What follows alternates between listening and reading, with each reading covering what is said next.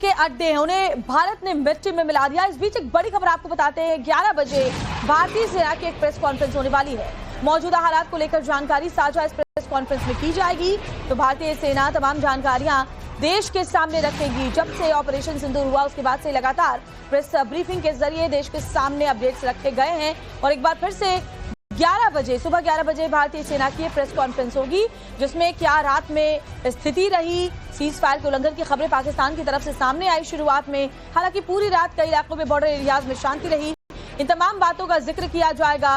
पाकिस्तान की तरफ से क्या कहा गया है और क्या एक्शन रात भर नजर आया, ये तमाम बातें इस प्रेस ब्रीफ में सामने रखी जाएंगी। तो 11 बजे का वक्त है जब भारतीय सेना की प्रेस कॉन्फ्रेंस होगी और मौजूदा जो हालात है, जो डिसीजंस लिए गए हैं, उन सब की जानकारी देश के सामने रखी जाएगी। हालांकि जो खबर है, बॉर्डर एरिया में फिलहाल सामान्य हालात बने हुए हैं। रात भर फायरिंग की खबर नहीं है पाकिस्तान की तरफ से। कई जगहों पर जहां लगातार सायरन की आवाजें सुनाई दे रही थी, ब्लैकआउट्स किया गया था, वहां पर भी शांति रही और धीरे धीरे जो लोगों की जिंदगियां हैं, खासतौर पर उन इलाकों में जो बॉर्डर से सटे हुए जिले हैं, वहां शांति बनी हुई है। और देखिए, हमारे कई सहयोगी इस वक्त हमारे साथ जुड़े हुए, गौरव श्रीवास्तव हमारे साथ जुड़े हुए हैं, मनोज कुमार जुड़े हुए हैं, अभिषेक राज जुड़े हुए हैं और हितेन विट्टानी जुड़े हुए हैं। अलग अलग बॉर्डर से सटे हुए राज्यों और इलाकों में ये हमारे तमाम जो सहयोगी हैं वो इस वक्त मौजूद है। लेकिन गौरव का पहले रुख कर लेते हैं। गौरव, 11 बजे प्रेस कॉन्फ्रेंस होनी है, प्रेस ब्रीफिंग होनी है सेना की तरफ से, क्या बातें उसमें आज रखी जा सकती है, जरा जानकारी दें। बिल्कुल, देखिए, बहुत महत्वपूर्ण प्रेस कॉन्फ्रेंस और कल हमने देखा कि किस तरीके से सीज फायर का उल्लंघन पाकिस्तान की तरफ से करने की कोशिश की गई और उसके बाद देर रात जो है वो भारत की तरफ से आधिकारिक बयान में ये साझा किया गया कि किस तरीके से उल्लंघन किया गया है और ऐसे में उम्मीद की जाएगी कि भारत ने रिटेलिएशन में क्या किया है और अब तक ऑपरेशन सिंदूर का क्या हासिल कुल जमा रहा, भारतीय सेना का क्या पराक्रम और शौर्य रहा, ये देखने वाली बात होगी। लेकिन इस पूरी तो बिल्कुल देखिए, तो पूरा जो माहौल है वो फिलहाल बदला हुआ नजर आ रहा है और हम दर्शकों के लिए तस्वीर भी साझा करना चाहेंगे। जिस जगह हम मौजूद हैं, ये लाइन ऑफ कंट्रोल के पास वो गांव है जो पूरी तरह से शेलिंग के बाद खाली हो गया था और सीज फायर के बाद जो है यहाँ पर लोगों के मन में काफी शांति सुकून है। बाजारें, दुकान खुलना शुरू हो गई। लोगों से बात कर भी लेते हैं हम। क्या नाम है सर आपका? मेरा नाम सर कमल किशोर है। कैसा लग रहा है सीज फायर के बाद आपको? सीज फायर के बाद थोड़ा सा रिलैक्स लोगों को मिल रही है। कुल मिलाकर यहाँ बॉर्डर के ऊपर रहते हैं, हमारे बॉर्डर के ऊपर इतनी बहुत ज्यादा छलिंग हुई है और हमारी फौज ने मुंह तोड़ जवाब उनको दिया है और हमारे प्रशासन की तरफ से हमारे को कोई राहत नहीं मिली है। हमारी पुलिस एडमिनिस्ट्रेशन की तरफ से हमारे को राहत नहीं मिली है और हमारी फौज ने बहुत अच्छा काम किया और हम सेंट्रल गवर्नमेंट को हम बधाई देते हैं। जी, आपको क्या लगता है पाकिस्तान अभी भी हरकत करेगा? अभी इस पे भरोसा करने लायक है? देखिए जी, पाकिस्तान एक कुत्ते की दुम की तरह है, जिस टेढ़ी की टेढ़ी रहेगी। इसके साथ आप जितना मर्जी करोगे, क्योंकि हमारा जो जन्म हुआ है इसी बॉर्डर के ऊपर हुआ है। तो हम स्टार्टिंग से पाकिस्तान को देखते आए हैं। ये आए दिन ये मासूम लोगों के ऊपर, गरीब लोगों के ऊपर शेलिंग करता रहता है और इससे जो है हमारे लोगों को नुकसान पहुंचता है। और इसमें हमारी जो स्टेट गवर्नमेंट है और हमारी सिविल एडमिनिस्ट्रेशन है, इसका लोगों से कोई भी तालमेल नहीं रहा।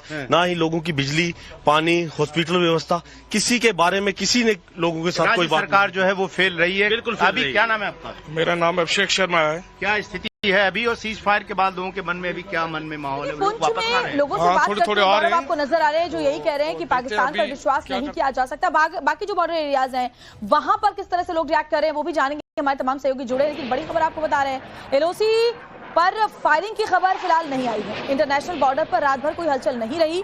एलओसी पर आधी रात के बाद कोई गोलीबारी नहीं हुई। फिलहाल हाई अलर्ट पर भारतीय सेना है। हालांकि पाकिस्तान अपनी हरकतों से बाज नहीं आया। उसने कल रात में ही अपनी हरकत कई जगहों पर दिखाई, लेकिन उसके बाद से वो शांत बैठा हुआ नजर आया। अलग अलग जगहों की तस्वीरें दिखा रहे, जम्मू, पुंछ, बारामूला, राजौरी, बाड़मेर, जैसलमेर, अमृतसर, रियासी और कुपवाड़ा। श्रीनगर का रुख कर लेते हैं। अनुज हमारे साथ जुड़े हुए हैं। अनुज, पहले खबर आई थी कि श्रीनगर में कुछ धमाके सुनाई दिए गए, हालांकि बाद में उस खबर को लेकर अपडेट्स भी सामने आई। फिलहाल वहां से ताजा तस्वीर क्या है?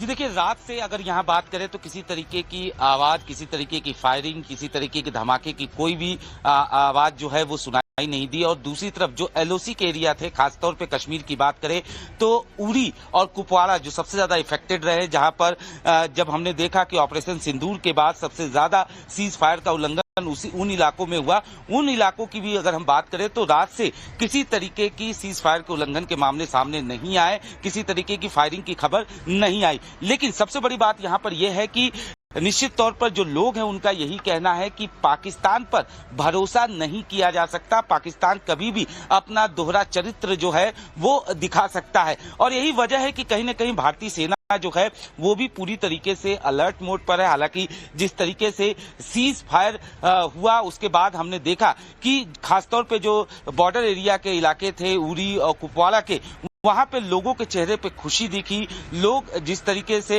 अपने घर को छोड़कर दूसरी जगहों पे गए हुए थे, वो घर वापसी कर रहे थे और उनके चेहरे पे साफ तौर पे सुकून जो है वो देखने को मिला। लेकिन रात में जिस तरीके से कुछ मामले जो हैं वो सामने आए, उसके बाद से कहीं ना कहीं एहतियात जो है वो जरूर बरता जा रहा है। हालांकि भारतीय सेना की बात की जाए तो वो पूरी तरीके से अलर्ट मोड पर है। बीएसएफ को पूरी तरीके से छूट जो है वो दी गई है कि अगर पाकिस्तान इस तरीके की हिमाकत दोबारा करता है तो उसको उसी तरीके से जवाब जो है वो दिया जा सके। लेकिन फिलहाल जो है स्थिति कहा जा सकता है कि सामान्य है, और कहीं न कहीं लोग जो है वो थोड़ा श्रीनगर की तस्वीरें देखिए, हमारे सहयोगी दिखा रहे हैं, पुंछ के हालात भी हमने आपको दिखाए। चलिए पठानकोट का रुख कर लेते हैं। अभिषेक राज हमारे साथ जुड़े हुए हैं। अभिषेक, जो सीमा से सटे हुए जिले हैं वहां अगर कल तक की बात करें तो धमाकों की आवाज सुनाई दे रही थी, लेकिन बीती रात को लेकर क्या अपडेट है वहां से अभिषेक?